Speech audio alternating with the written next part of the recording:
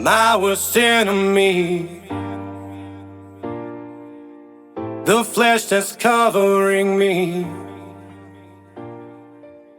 brings me down to my knees.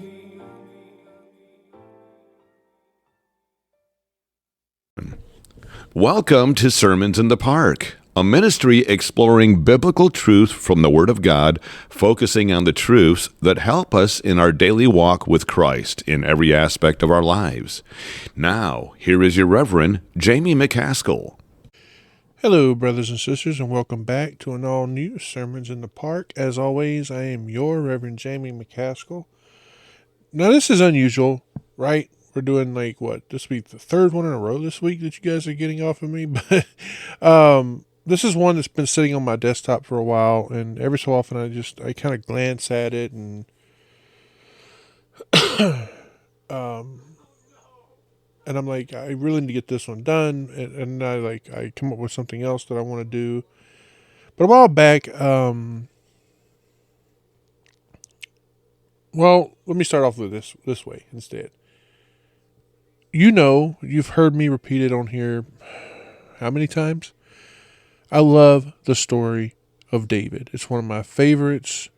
If you came into my ministry early on, you know that.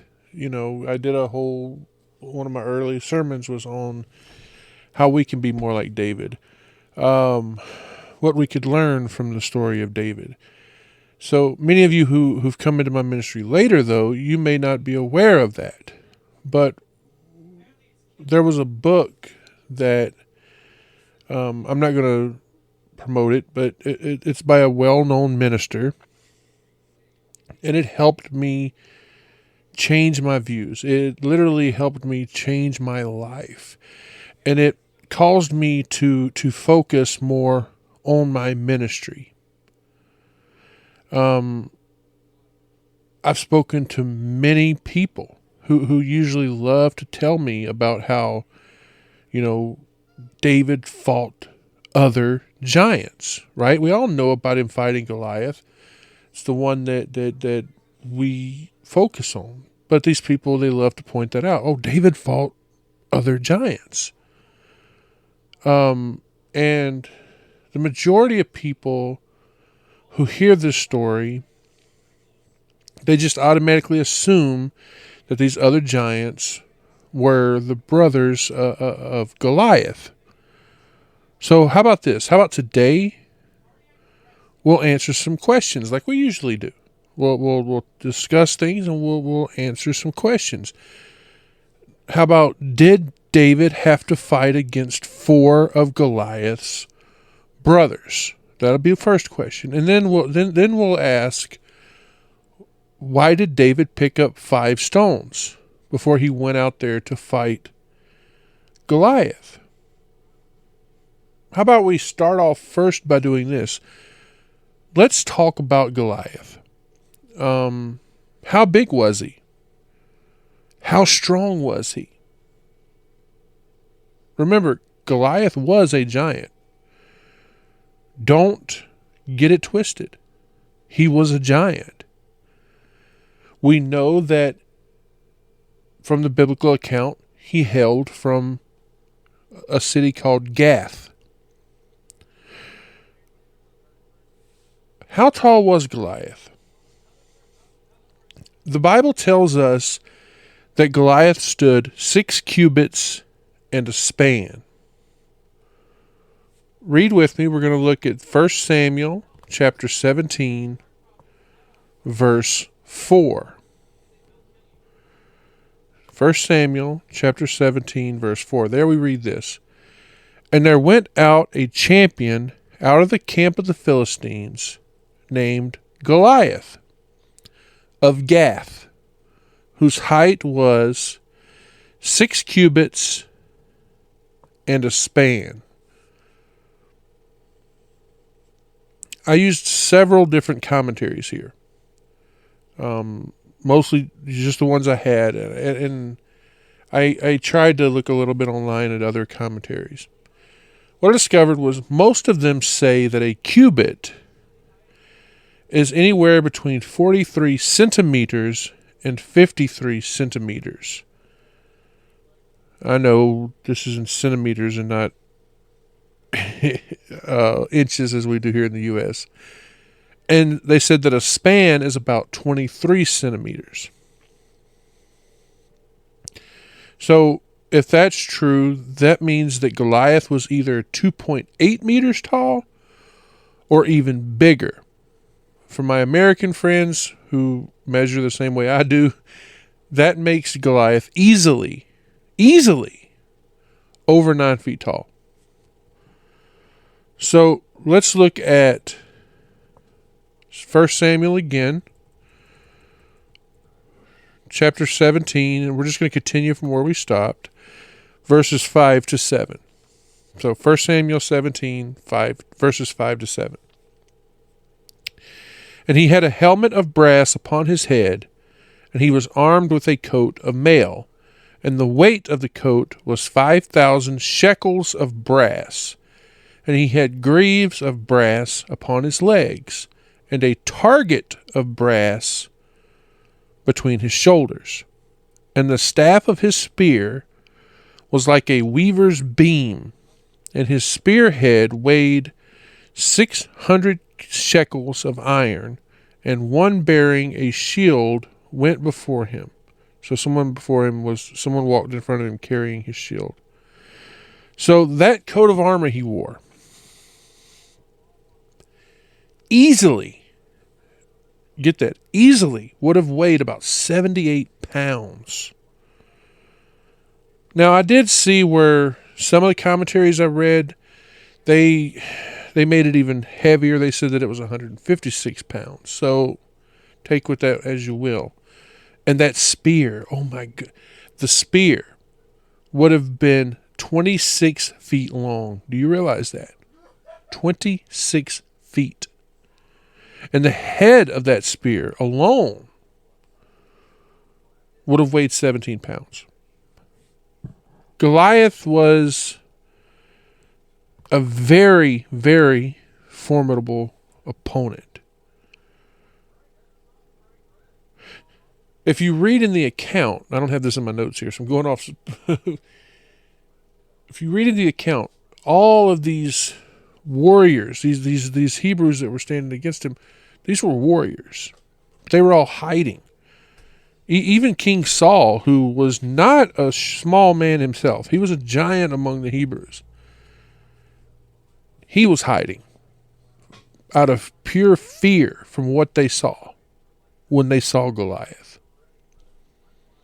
So that just should get you to understand just how big this guy was. So now, let's get back to those stones, those 5 stones. Because the Bible makes sure we understand that it was 5 stones. Like I said, most people assume that when David picked up these 5 stones, he did it because he believed he would go and face Goliath's 4 brothers. Now, you and I know, because of what we read in 2 Samuel chapter 21, that yes, there were 4 other Philistine giants. When we look at that old King James, and even some other translations, the phrase used there is sons of the giants. But there's an interesting issue with that translation, because the word that we see translated to giant, that can also just mean refrain. Let's look at the verses, shall we? Flip with me to 2 Samuel chapter 21. We're going to look first at verse 16, and then we're going to skip over to verses 18 to 20. So verse 16 says this, and I'm going to butcher the names here, you know that. And Ishbebenob, which was the sons of the giants, and as I said, remember, according to the Strongs, that word giant is refrain. So we continue. The weight of whose spear weighed 300 shekels of brass in weight, he being girded with a new sword, thought to have slain David. And now we're going to skip to verse 18 and read to verse 20. And it came to pass after this that there was again a battle with the Philistines at Gob. The Sibbecai, the Hushathite, slew Saph, which was the sons of the giant, again Rephaim. And there was again a battle in Gob with the Philistines. And Elhanan, the son of I can't pronounce that word, Jarargim, a Bethlehemite, slew the brother of Goliath the Gittite, the staff of whose spear was like a weaver's beam. And there was yet a battle in Gath, where a man of great stature, that had on every hand 6 fingers, and on every foot 6 toes, 24 in number. And he also was born to the giant. Again, that word is Rephaim, right there. So just bear that in mind. Why do I feel the need to point out that word Rephaim? You see, the Rephaim themselves are indeed, yes, I'm going to say it, they are indeed a breed of giants. Okay? We see them with Og. Og was the king of Bashan, who the Bible tells us had a bedstead of about 13 and a half feet long and 6 feet wide. Deuteronomy chapter 3, verse 3, and then we're going to also skip to verse 11, okay? So verse 3 says, So the Lord our God delivered into our hands Og, also the king of Bashan, and all his people, and we smote him until none was left to him remaining. And verse 11 says, For only Og, king of Bashan, remained of the remnant of giants. Behold, his bedstead was a bedstead of iron. Is it not in Rabbath of the children of Ammon? 9 cubits was the length thereof, 4 cubits the breadth of it, after the cubit of a man. Okay? And then, what do we see when we look at Joshua chapter 12, verse 4? And the coast of Og, king of Bashan, which was the remnant of the giants that dwelt at Ashtaroth and at Edrei. Anyway, did you notice that when we covered those other giants, okay, only one of them was ever called the brother of Goliath? The other 3 were not. So we're going to look at another verse here. 1 Chronicles chapter 20, verse 5.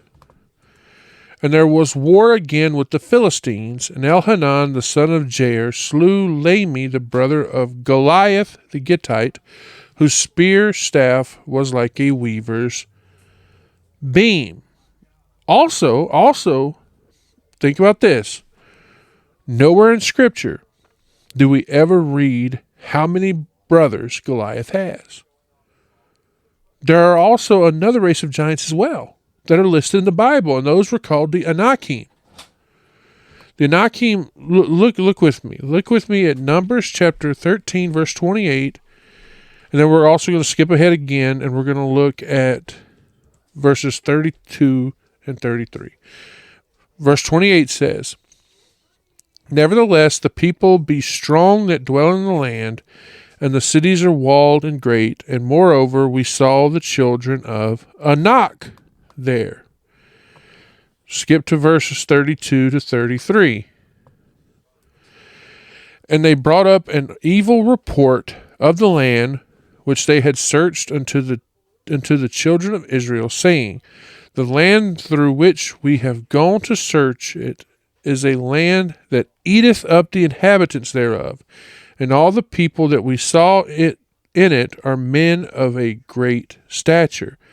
And there we saw the giants, the son of Anak, which came of the giants, and we were in our own sight as grasshoppers, and so we were in their sight. But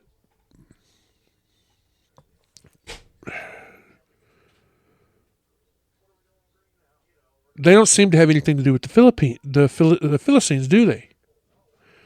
It's interesting, though. It's interesting. When we look at it in faith, we see David pick up 5 stones. Let's read it again. 1 Samuel chapter 17, verse 40. Now we're going to look at this in faith. And he took his staff in his hand and chose him 5 smooth stones of the brook, and put them in a shepherd's bag which he had, even in a scrip. And his sling was in his hand, and he drew near the Philistine. Not 1 stone, not 2 stones. Even though, yes, David believed God was his protection. I think what's happening here is David he's planning ahead. He didn't know how many stones it was going to take to kill this giant. He didn't. He prepared. That's all he did. Just like how Jacob did. Remember when Jacob was going to go meet Esau in Genesis chapter 32 and 33? David just chose these smooth stones. 5 of them, right? He chose smooth stones. Why? Why did he choose smooth stones? Because he's planning ahead. He wanted to maximize the accuracy, and he wanted to minimize the air resistance. Any other shape of stone would have just traveled much slower. It would not have been very accurate either. So, what do we see here? What do we see when we look at 1 Samuel chapter 15? We see young David. He fights one giant, Goliath. Now, I'm not denying that, yes, in later life, David did indeed fight large, powerful Philistines. He did it on many occasions. But we only read of the death of one brother of Goliath. Not 4, 1. There are many beliefs that there are these 4 brothers, but the Bible only tells us of 1. So, tell me what you think below. Comment on this video or podcast episode. Email me at the Sermons in the Park email address. Tell me what you think. I'd love to hear it. So thank you again for joining me here. I hope this is a little treat for you. I pray the Lord continues to bless and keep each and every one of you. I'll see you soon. God bless you, and I love you. You have been listening to Sermons in the Park with Reverend Jamie McCaskill.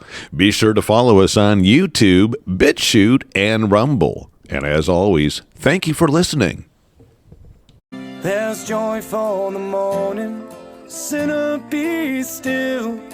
Earth has no sorrow, heaven can't heal. Earth has no sorrow, heaven can't heal.